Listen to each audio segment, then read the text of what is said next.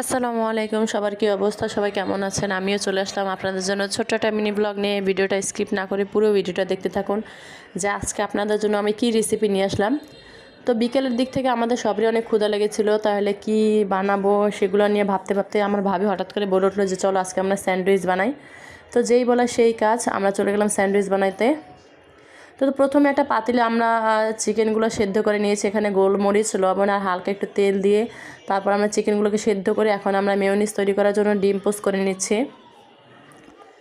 তো যারা যারা আমার ভিডিওটা নতুন দেখতেছেন অবশ্যই আমার ভিডিওতে লাইক কমেন্ট করবেন। যারা যারা আমার চ্যানেলে নতুন আছেন অবশ্যই আমার চ্যানেলটাকে সাবস্ক্রাইব করে দিবেন এবং আমার পাশে থাকবেন। তো এখানে আমি সুন্দর করে ডিম পোস্ট করে নিয়েছি। তারপরে নিয়ে নিয়েছি গোলমরিচের গুঁড়া, নিয়ে নিয়েছি কাঁচামরিচ, তারপরে নিয়েছি লেবু, এখানে নিয়েছি শুকনো মরিচ। এখন এগুলোকে সবগুলো একসাথে ব্লেন্ডার করতে হবে। তো প্রথমে আমি ডিম পোস্টটা দিয়ে দিচ্ছি, তারপরে আমি সবগুলো উপকরণ একে একে দিয়ে দিচ্ছি। আপনারা যার যার মতন করে এখানে বানিয়ে নেবেন, যে যেমন ঝাল খান বা মিষ্টি খান। এখানে সবগুলো উপকরণ দেওয়ার পরে আমরা এখানে দিয়ে দেবো পরিমাণ মতন লবণ, তারপরে দিয়ে দেবো হচ্ছে চিনি। আর এখানে আমরা লেবু একটার থেকে অর্ধেকটা লেবু নিয়েছি। এই তো পরিমাণ মতো লবণ দেওয়ার পরে এখন দিয়ে দেবো আমরা চিনি। আমরা চিনি এখানে অল্প ব্যবহার করা হয়েছে।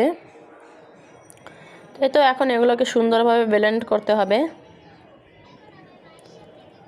এখানে আমরা টমেটো সস দিয়ে দিয়েছি, আপনারা চাইলে দিতে পারেন, না চাইলে স্কিপ করতে পারেন, কোনো সমস্যা নেই। এই তো আমাদের ব্লেন্ডার করা শেষ। কিন্তু এই জায়গায় আমরা গুঁড়ো দুধ দিতে ভুলে গেছি। আপনারা অবশ্যই ব্লেন্ডার করার সময় গুঁড়ো দুধ দেবেন। আমরা পরে আবার এটার সাথে গুঁড়ো দুধ অ্যাড করে দিয়েছি। তাই তো এই জায়গায় আমরা পাউরুটিটা হালকা একটু তেলে ভেজে নিচ্ছি।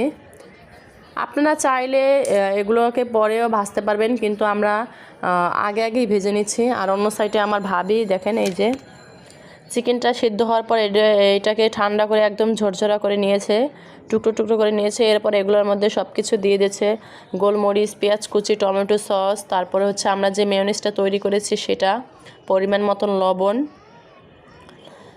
এখন এগুলোকে ভালোভাবে সুন্দরভাবে মেশাতে হবে। তো আমার ভাবি চামিচের সাহায্যে সবগুলো সুন্দর মতন মিশিয়ে নিচ্ছে। এখন একটা পাউরুটি হাতে নিয়ে এর উপরে চিকেনগুলোকে সব সুন্দর করে দিয়ে দিচ্ছে চারো সাইড থেকে। এখানে এর উপর থেকে আরেকটা পাউরুটি দিয়ে এখন এটাকে কাটতে হবে। তো এগুলো আপনারা বাসায় ট্রাই করতে পারেন। বাসায় ট্রাই করলে আপনাদের কাছে অনেক ভালো লাগবে। আমাদের কাছে স্যান্ডউইচটা অনেক মজা হয়েছিল।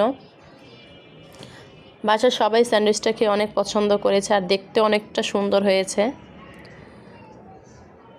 বাহিরের খাবারের থেকে বাসার খাবারের স্বাদই আলাদা। তো আজকে ভিডিওটা ছিল এই পর্যন্ত। সবাই ভালো থাকবেন।